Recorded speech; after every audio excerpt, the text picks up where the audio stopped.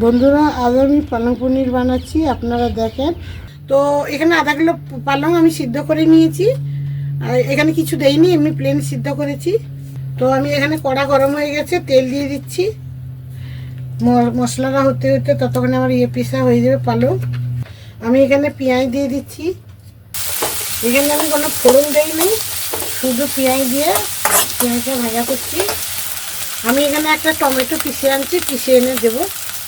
আর এখানে রসুন এক কোয়া আর আদা করে আমি দিয়ে দিলাম। এখানে আমি রসুনটা পরে দিই, কেন রসুনটা পড়ে গেলে না চিটকুটে ভাব এসে যায়, তাই জন্য আমি রসুনটা পরে দিই একটু। ততক্ষণ ভাজা হয়ে যায় মশলা। টমেটোটা আমি পিষে এনেছি, দিয়ে দিচ্ছি। এখন আমি এখানে মশলাগুলো দেবো। হলুদ দিয়ে দিলাম 1 চামচ, কাশ্মীরি লঙ্কা দিলাম 1 চামচ। আমি এখানে একটুখানি জল দিয়ে দিচ্ছি, ওদের পেঁয়াজ রান্না পুড়ে যায়। নুন 1 চামচ দিয়ে দিলাম। এখানে আমি একটু গরম মশলার সাথে দিয়ে দিলাম পালং শাকটা দেবার আগে। পালং শাকটা দিয়ে দিলাম, পিষিয়ে নিচ্ছি। এটা আমি সাথে ধুয়ে জলটা দিয়ে দিলাম। এখন আমি পনিরগুলো দিয়ে দিচ্ছি।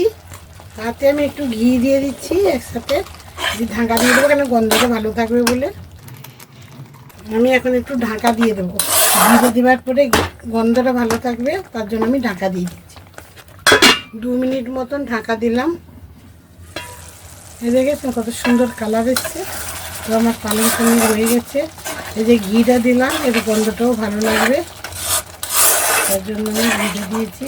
আমার এটা হয়ে গেছে,